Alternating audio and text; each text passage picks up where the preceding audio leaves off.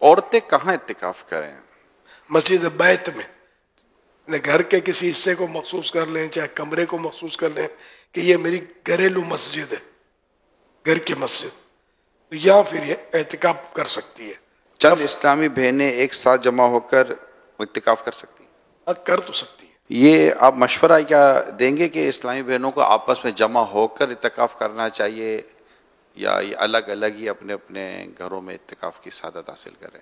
اجتماعی اعتکاف صاحب نے کسی اور کے گھر پہ نہ کریں، اپنے اپنے گھر پہ کریں، کیونکہ دوسرے کے گھر جائیں گے تو بے پردگی کا امکانات رہیں گے کہ اس گھر کے جو افراد ہیں وہ مطلب ہو سکتا ہے کہ آمنا سامنا ہوتا رہے۔ سنت اعتکاف میں کیا غسل کر سکتے ہیں؟ صابن وغیرہ سے منہ ہاتھ دھو سکتے ہیں؟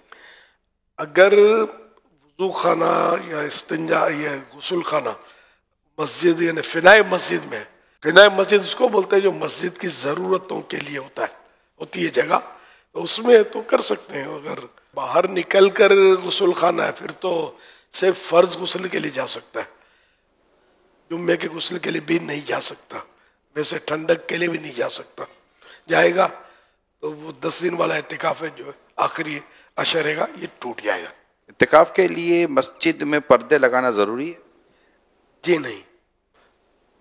کیا عورت مسجد بیت میں سنت اعتکاف کے دوران گرمی وغیرہ سے بچنے کے لیے، ٹھنڈک کے لیے، غسل کے لیے جا سکتی ہے؟ سر گھر کا جو غسل خانہ یا واش روم جو ہے نا یہ ان کی مسجد بیت سے خارج ہوتا ہے، پورے کمرے کی نیت کر بھی لی مسجد بیت کے لیے تب بھی وہ انڈرسٹوڈ ہوتا کہ یہ غسل خانہ اور یہ خارج ہے مسجد بیت ہے، تو اس میں بھی فرض غسل کے لیے جا سکتی ہے، اس کے علاوہ ٹھنڈک کے لیے، جمعے کے غسل کے لیے نہیں جا سکتی، ہاتھ دھونے کے لیے بھی نہیں جا سکتے۔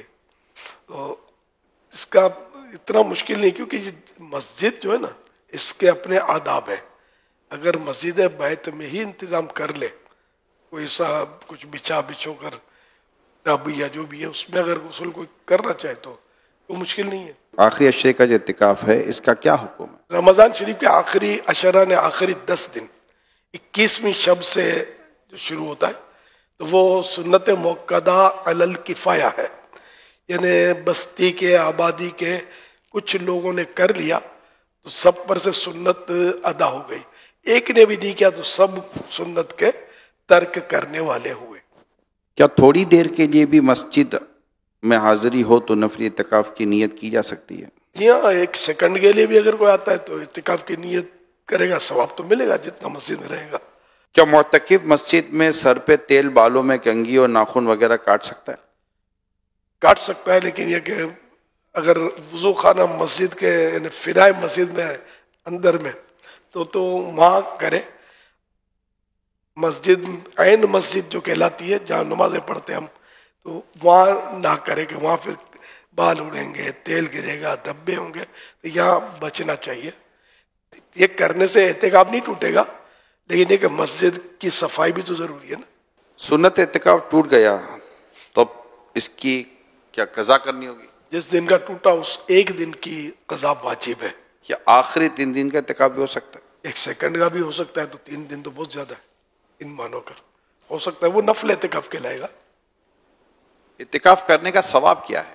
فرمان مصطفیٰ صلی اللہ علیہ وسلم، جو شخص اللہ پاک کی رضا و خوشنودی یعنی ایک دن کا اعتکاف کرے گا، اللہ پاک اس کے اور جہنم کے درمیان 3 خندقیں حائل کر دے گا، ہر خندق کی مسافت یعنی پوری مشرق و مغرب کے فاصلے سے بھی زیادہ ہوگی۔